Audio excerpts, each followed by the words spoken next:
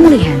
Gereja Sitri Pemulihan Kupang mempersembahkan Soul Care, renungan untuk memelihara jiwa kita di dalam firman Tuhan.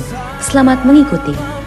Lalu Daud memberi perintah kepada Imam Abiatar bin Ahimelek, bawalah efod itu kepadaku. Ayat 8. Kemudian bertanyalah Daud kepada Tuhan. Katanya, haruskah aku mengejar gerombolan itu? Akan dapatkah mereka kususul? Dan ia berfirman kepadanya, kejarlah, sebab sesungguhnya engkau akan dapat menyusul mereka dan melepaskan para tawanan. Ayat 9. Lalu dari hasil tanya Tuhan, dari hasil konfirmasi dari Allah, baru Daud bertindak. Yang harus engkau lakukan waktu engkau ada di titik nadir hidupmu, waktu engkau ada di paling bawah hidupmu, waktu badai yang besar tiba-tiba menghantam saudara, berserah kepada kehendak Allah. Bapak Ibu Saudara, lihat tindakannya Daud. Ayat 7. Lalu Daud memberi perintah kepada Imam Abiatar, bawalah efod itu kemari. Waktu Daud bilang bawa efod, pasti 600 orang bilang, raja kita sudah terlalu sedih, matanya tidak bisa melihat lagi dengan jelas. Apa fungsinya efod dalam keadaan ini? Kalau ada di sekeliling Daud orang yang praktis, dia akan bilang begini,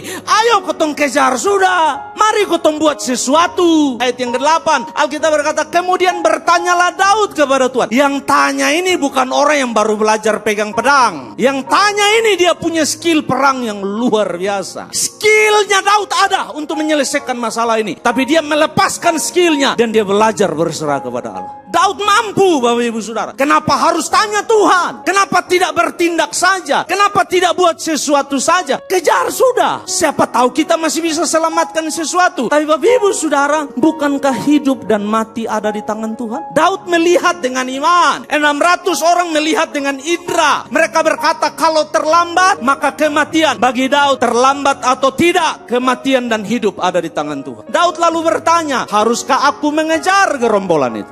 Dapatkah mereka kususul? Lalu firman Tuhan kepadanya, kejarlah, sebab sesungguhnya engkau akan dapat menyusul mereka. Berdasarkan konfirmasi dari Allah itulah, baru Daud beserta 600 orang pergi. Di titik itu, kalau tidak hati-hati, bahaya. Daud memilih berserah kepada kehendak Allah. Berserah bukan berarti saudara tidak bisa buat apa-apa. Berserah adalah saudara bisa buat apa-apa, tapi saudara memilih melakukan apa-apa yang Tuhan mau, bukan yang saudara mau. Bapak Ibu Saudara, berserah kepada kehendak Allah tidak gampang. Berserah dan taat dan ikut kehendak Allah bukanlah hal yang mudah. Kenapa? Berserah kepada kehendak Allah menuntut saudara harus taat dan ikut kehendak Allah. Waktu saudara memilih menguatkan kepercayaanmu, waktu engkau memilih bergabung bersama Allah, engkau sedang memilih taat dan ikut rencana Allah. Engkau tidak bisa menguatkan kepercayaanmu kepada Allah dan bertindak menurut yang kau mau. Engkau memilih menguatkan kepercayaanmu dan merapat kepada Allah, mendekat kepada Allah. Maka pada saat itu engkau sedang bilang kepada Allah, saya memilih taat dan ikut apa yang kau mau.